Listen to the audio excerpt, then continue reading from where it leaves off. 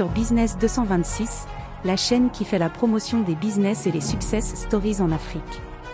Si tu es nouveau ici, abonne-toi et active la cloche de notification car sur cette chaîne YouTube on parle et on partage des idées de business très inspirants que vous pouvez mettre en place afin d'augmenter vos revenus, grossir votre compte bancaire et même atteindre la liberté financière.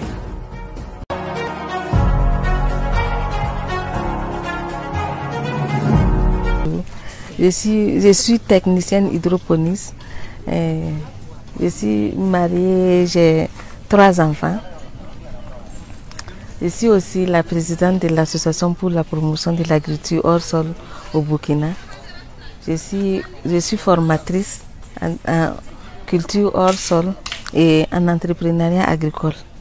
Quand on parle de la culture hors sol, c'est lorsque on produit sans les plantes ne sont pas en contact avec le sol et qu'on remplace le sol par des substrats. Donc c'est pour cela qu'on dit que c'est un hors sol. Donc ça n'a rien à voir avec les autres en plein champ et autres. Nous on remplace le sol par le substrat et les plantes font tout leur cycle là sans le contact du sol. C'est ce que vous voyez ici. Donc on a beaucoup de sortes de substrats. On a les fibres de coco, on a les billes d'argile, la tourbe, du terreau. Et puis on peut utiliser aussi les coques d'arachide comme substrat et du gravier. C'est tout. Bon, il y en a beaucoup d'autres quoi. Parce que bon, pour comprendre le système de substrat là, il faut appliquer la définition de substrat même sur tout ce que vous pouvez rencontrer quoi. Donc c'est-à-dire que quand on parle de substrat, c'est quelque chose d'inerte qui ne réagit pas quand on apporte des nutriments et qui n'apporte pas quelque chose aux plantes. Et puis ça doit être aéré. Donc tout ce qu'on peut trouver qui peut faire ça, on peut faire pousser des plantes dedans. On peut tout produire. Quand vous regardez ici, nous sommes dans la serre où on a mis de la tomate. De l'autre côté, on est en train de préparer l'autre serre pour mettre du piment. Là-bas, c'est du haricot vert. On peut faire les fruits. On a des pots où on produit de la papaye. Donc, tout ce qu'on peut produire, là, on le fait. Mais maintenant, c'est quoi? Il faut voir. Il y a des choses, quand tu le fais en hors sol, là, la rentabilité ne va pas solder le coût. Donc, c'est mieux de le faire en sol. Sinon, à part ça, on peut tout produire en hors sol. Et il y a beaucoup de choses, quand on le produit en hors sol, ça te donne 4 fois plus que quand tu le faisais en sol.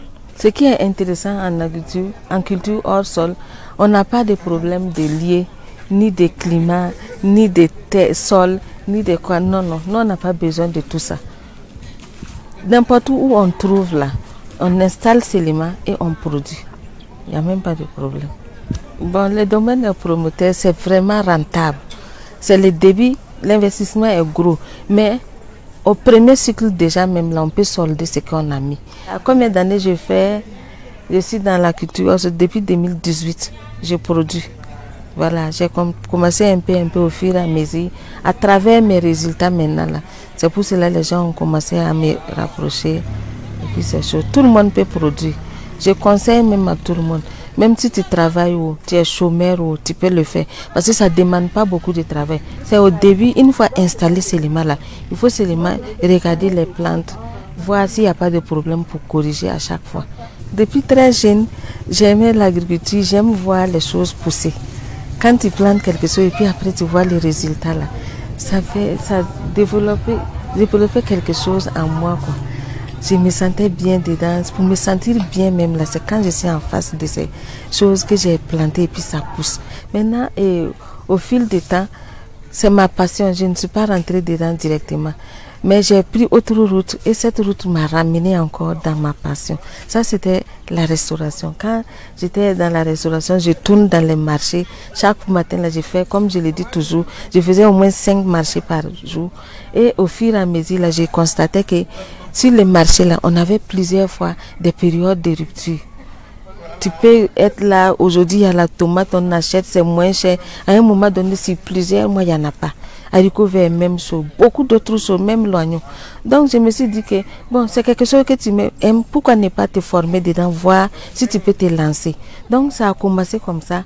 J'ai commencé à voir à me former, à chercher à produire. Et au fur et à mesure, là, j'étais dans mon élément et puis c'était bon, quoi. Tout ce que je souhaite, tout c'est dans mes objectifs, ce que je veux pour le Burkina d'abord. Je veux que les gens se retournent vers la culture hors sol, qu'ils regardent ça. Nous avons, le climat nous permet, on a pu réduire l'agriculture hors sol, adaptée à notre situation. Avant, quand tu parlais de culture hors sol, on te dit qu'il te faut 200 et quelques millions. Mais on a pu simplifier ça pour permettre à beaucoup de gens de produire. Donc je veux d'abord que les Burkinabés comprennent que c'est la solution. Pour pouvoir produire en toute période, tout moment, et puis éviter les pénuries, qu'on arrive à satisfaire la demande nationale.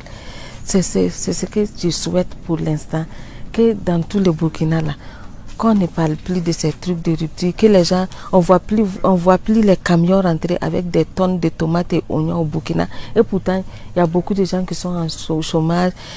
Et puis nous avons la terre, nous avons l'eau, notre climat est favorable. Donc je veux d'abord que les Burkinabés se retournent vers ça, qu'on arrive à adopter ça et puis produire en hors sol. Moi, je dis toujours, pour atteindre l'autosuffisance alimentaire, on n'a qu'à seulement adopter l'agriculture hors sol.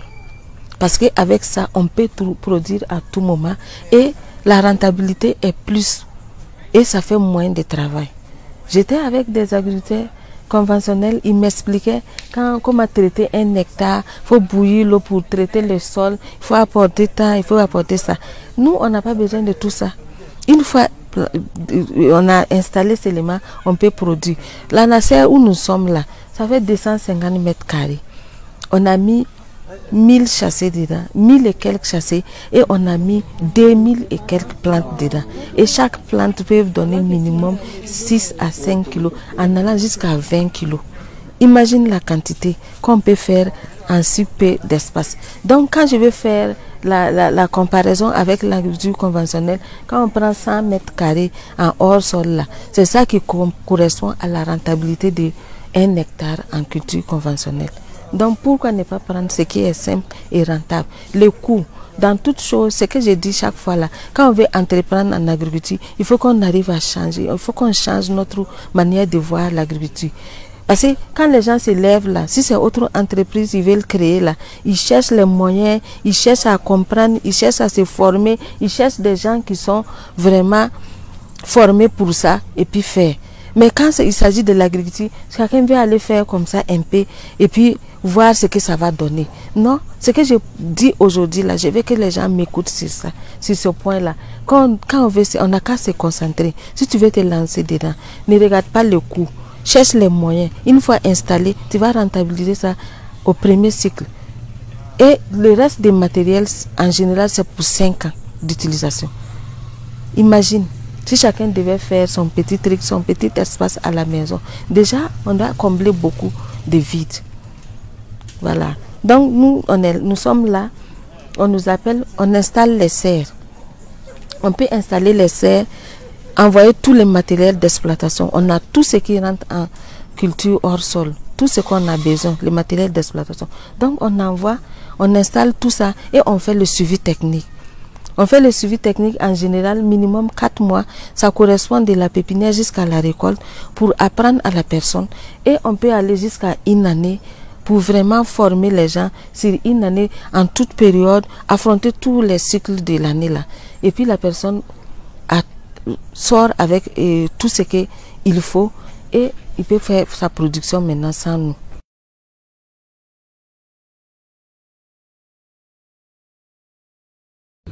5, 8, 9, 10, 11, 12, 13, 14, 15, 16, 17, 18, 19, 20, 21, 2. Ça là, l'arbre représente 2 kilos et quelques. Au départ, quand je voulais faire l'agriculture, je n'avais pas les moyens. Je n'avais pas les moyens. Et j'avais un peu de problème avec mon restaurant, ça n'allait plus comme ça là-bas. Donc, j'ai pris le peu que j'avais. Pour quelque chose, aujourd'hui, si je m'arrête, je parle en termes de millions là.